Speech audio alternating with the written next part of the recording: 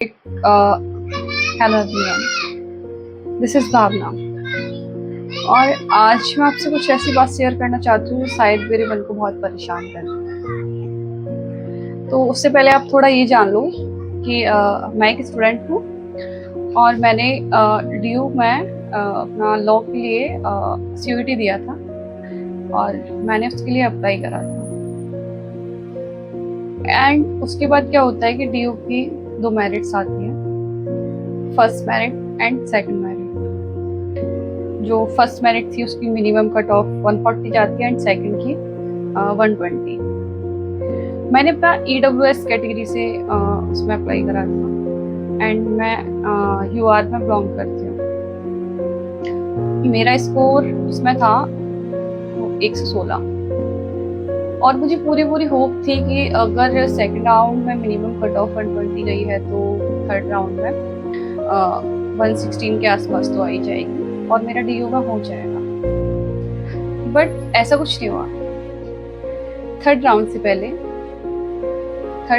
पहले mid entry होती है और मिड एंट्री के बाद जो कट ऑफ निकलती है उसमें क्या देखने को मिलता है कि जो कट ऑफ है वो यूआर, ईडब्ल्यूएस और ओबीसी की वो फिर से रेस कर जाती है और एससी एसटी कैटेगरी फिर से डाउन चली जाती है। यानी कि एससी एसटी वाले कैंडिडेट्स को 36 नंबर पे एडमिशन मिल जाता है एंड अदर में 111 गई है और बाकी जो जनरल ओबीसी ईडब्ल्यूएस यूआर वाले हैं उनको मिनिमम 175 मार्क्स चाहिए होते हैं। बट एट दैट टाइम मेरा बस एक छोटा सा है कि कंसर्न ये है कि उसमें मेरी क्या गलती थी या फिर उन कैंडिडेट्स की क्या गलती है जो जनरल ईडब्ल्यूएस ओबीसी कैटेगरी से बिलोंग करते हैं। मैं किसी रिजर्वेशन के खिलाफ नहीं हूँ, मैं किसी समाज के खिलाफ नहीं हूँ, मैं किसी भी धर्म या जाति के खिलाफ नहीं हूँ। बट इंसान तो सारे एक जैसे ही हैं। नेगेटिव पेपर भी सबका सेम होता है, पढ़ते भी सब सेम ही है, सारी चीजें सेम ही होती हैं। लेकिन वही एक के लिए कट ऑफ रखी जाती है 220, 200, 180। वही दूसरी कैटेगरी का एडमिशन 70, 80, 40, 50 हो जाता है। उसमें हम लोगों की क्या गलती है? क्या हम उनसे ज्यादा ब्रिलियंट हैं? क्या हम लोग उन सब चीजों को अफोर्ड नहीं कर सकते? उसमें हम लोगों का मेरा किसी के खिलाफ कोई विद्रोह नहीं है। बस मैं अपनी चीजों को शेयर करना चाहती हूँ जो मेरे मन में चल रही है कि एक कहाँ 130, 140, मतलब आई नो कि this is not a good score, but फिर भी उनसे तो बेटर ही है जो 30 और 40 नंबर लेके आ रहे हैं। उनसे तो कहीं बेटर है, कुछ तो मेहनत उन्होंने भी करी होगी। एंड सोचो कि जिन लोग जो 30 और 40 नंबर लेके आ रहे हैं उनको डीयू मिल जा रहा है दिल्ली यूनिवर्सिटी और उनका एडमिशन हो जा रहा है। मेरा मानना है कि इतना स्कोर तो कोई तुक्के लगा के भी कर सकता है, जो सालों साल कुछ भी ना देखे वो भी कर सकता है और वो सीट अफोर्ड कर सकता है। चलो ये सब तो हमारे बस की बात नहीं है। जो हमने नेता चुने, जो हमने अपने कर्म करे, शायद उसी की बदौलत हमें ये सब भुगतना पड़ रहा है। लेकिन इसके अलावा मैं बहुत सारी चीजें अंदर पे फेस कर रही हूँ, जैसे कि एज अ गर्ल मैं एक मिडिल क्लास फैमिली से बिलोंग करती हूँ। मेरी 3 बहनें हैं और एक भाई है। मिडिल क्लास फैमिली में अपना डेली नीड्स, अपनी चीज़ों या अपनी एक्सपेंसेस को उठाने बहुत मुश्किल हो जाता है क्योंकि लोग बस एडजस्टमेंट में जिंदगी गुजारते हैं। अब इस सब के बीच मेरे पेरेंट्स, उनका सिर्फ एक ही कहना है कि अगर तुमने पढ़ाई करी होती तो तुम्हारा हो जाता। उन्हें ये समझ नहीं आता कि देयर इज अ डिफरेंस, कहाँ 36 नंबर, कहाँ 220, 240। भगवान के पास से तो हम कोई कंप्यूटर माइंड लेके नहीं आए थे। वही उन लोगों के पास दिमाग है, वही हम लोगों के पास दिमाग है। इसमें कुछ एक्स्ट्रा हम लोगों ने नहीं करा है कि भाई तुम जनरल के हो तो तुम्हें एक्स्ट्रा माइंड दे देते हैं, वो एससी एसटी से हम कम माइंड दे देते हैं। मैं किसी का विद्रोह नहीं कर रही हूँ, पर मेरे मन में जो विचार है अभी मेरा कहीं नहीं हुआ। मैंने 2 साल वेट करा उसका। मैंने फर्स्ट अटेम्प्ट दिया, उसमें भी नहीं हुआ। मेरा सेकंड अटेम्प्ट दिया, मेरा उसमें भी नहीं हुआ। और अब मेरे घर वाले मेरे ऊपर प्रेशर क्रिएट करते हैं कि पढ़ते नहीं हो, तुम ये करते हो, वो करते हो।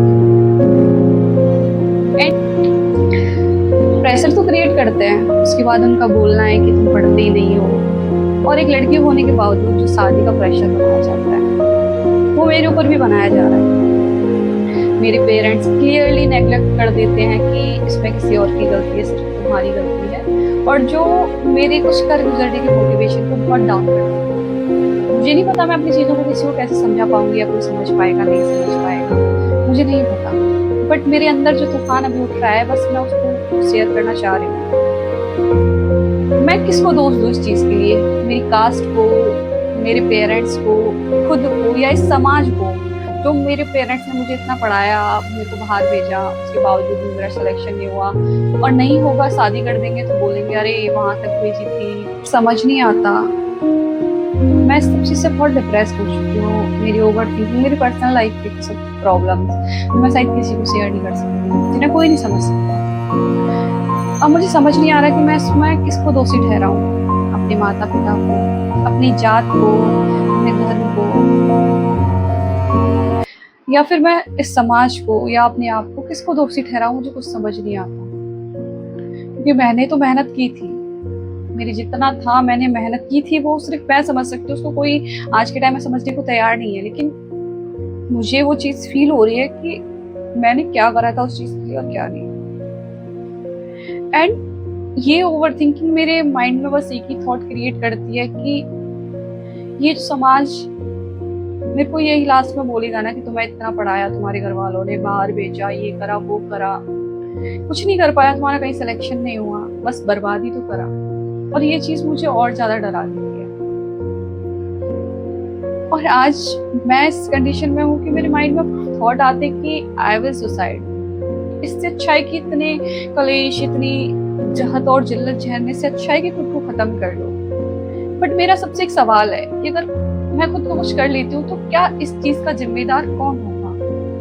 वो कारण जिससे मेरा सिलेक्शन नहीं हुआ, या वो कारण परिवार का मेरे ऊपर ट्रस्ट ना करना, मुझे नहीं समझ पाना, या मेरे ऊपर शादी का प्रेशर क्रिएट करना, या इस समाज का जो मुझे हजारों ताने दे?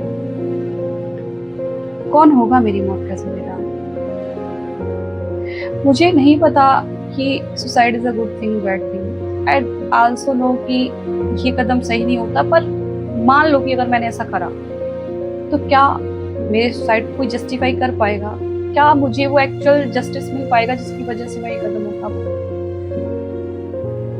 कब तक हम ये सब चीजें झेलेंगे? कब तक? मैं किसी के विद्रोह में नहीं हूँ, मैं किसी के दोह में नहीं हूँ, मैं बस अपनी तकलीफें सुना रही हूँ जो मुझे फील हो रही है